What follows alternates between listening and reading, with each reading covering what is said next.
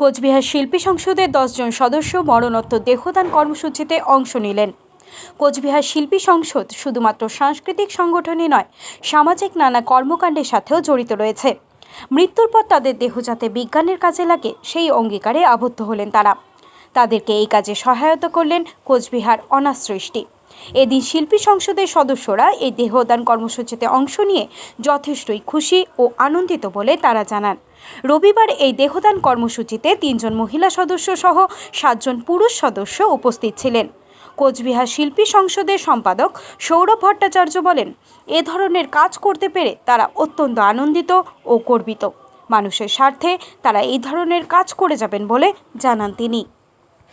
আমরা কোচবিহার শিল্পী সংসদের 10 জন সদস্য, 7 জন পুরুষ এবং 3 জন মহিলা সদস্য আজ এই অঙ্গীকারবদ্ধে আবদ্ধ হলাম যে আমাদের মৃত্যুর পর আমরা আমাদের যে শরীর রয়েছে সেটা যাতে চিকিৎসা বিজ্ঞানের কাজে ব্যবহৃত হতে পারে, তার জন্য আমরা আজকে দেহদান কর্মসূচি সংগঠিত করলাম।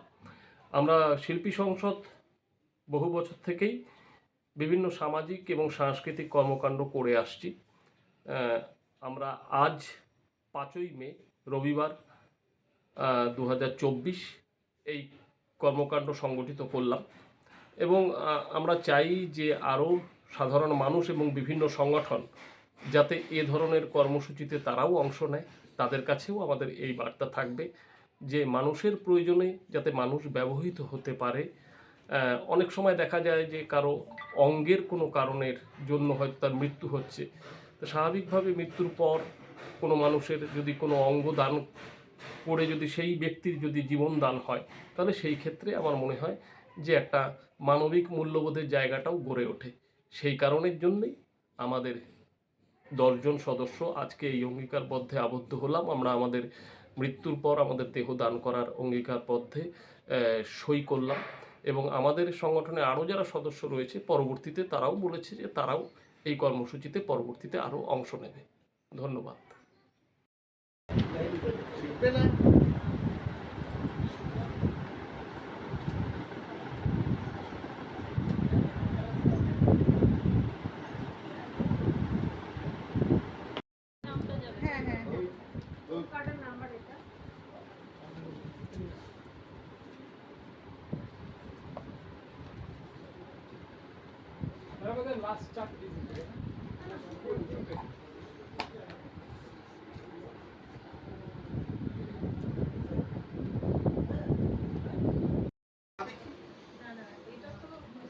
বাবুদারটা ভালো করে তোলো।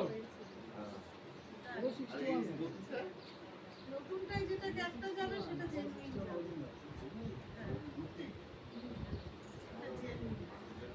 হঠাৎ করে হয়নি, এটা আমার মানে ছোটবেলার এক স্বপ্ন পূরণ হতে চলেছে বলতে পারি। কারণ আমরা খুব ছোটবেলায় আমি যখন শুকতারা রাখতাম দেব সাহিত্য কুটিরের, সেখানে আমি পড়েছিলাম একটি বাচ্চা ছেলে এরকম তার বাবাকে বলেছিল একটা বিদেশের একটা ঘটনা, এবং সেটা নাকি পৃথিবীতে প্রথম দেহদানের ঘটনা। তখন থেকে আমার কথাটা মনে হয়েছিল, ওই বাচ্চা ছেলেটি বাবাকে বলেছিল যে বাবা আমার এই শরীরটা এরকম মানে কবরের জায়গা দখল করে থাকছে, না হলে আগুনে এটা পলিউশন হচ্ছে, তা কী লাভ, তার থেকে একটা মানুষের কাজে লাগলে হয়। কথাটা আমার খুব মনের মধ্যে গেঁথে গিয়েছিল। তখন থেকেই ভেবেছিলাম, কিন্তু সুযোগ হয়ে ওঠেনি। আজ তোমার কল্যাণে আমরা সেই সুযোগ পাচ্ছি, সেটা আমরা ধন্য। আমার খুব ভালো লাগছে এটা দিতে পেরে, এটাই আনন্দের। দেহদান মানে হচ্ছে একটা মহৎ উদ্দেশ্যে আমরা এখানে এসেছি, সবাই এসেছি এখানে। তা আমাদের বডি, আমার বডি, বিশেষ করে আমার বডি যদি কারো উপকার হয়, হ্যাঁ, সেটা আমার কাছে একটা, আমি মরে গিয়ে মানে শান্তি পাবো। আর কি বলবো, আমিও দেহদান করতে এসেছি। করবো এই কারণেই, মানে আমি একটা ভীষণ কষ্টের মধ্যে দিয়ে যাচ্ছি। সেটা হচ্ছে আমার ছেলে কিডনি পেশেন্ট, দুটো কিডনি ফেলিওর। তো আমার সেখান থেকে একটা ভাবনা আসলো যে আমি যদি আজকে দেহদান করি, যে আমি যেরকমভাবে কিডনি খুঁজে বেড়াচ্ছি পাগলের মতো, টাকা দিয়েও আমার মিলছে না। তো আমি সেই জায়গা থেকে আমি ভাবলাম যদি আমার শরীরটা যদি দান করা থাকে, হয়তো বা উপকারে লাগতে পারে। হ্যাঁ কারো উপকারে হয়তো লাগতে পারে, যেমন করে আমি ভাবছি হয়তো বা ভগবানও আমার জন্য কিছু ডিসাইড করে রাখবেন, এই ভাবনা থেকেই আর কি আমি দেহদান করার জন্য ইচ্ছুক আর কি। দেখুন, কোচবিহার অনাসৃষ্টি 2011 সাল থেকে মরণোত্তর দেহদান নিয়ে কাজ করছে কোচবিহার জেলা এবং আশপাশের যে অঞ্চলগুলো রয়েছে আমাদের।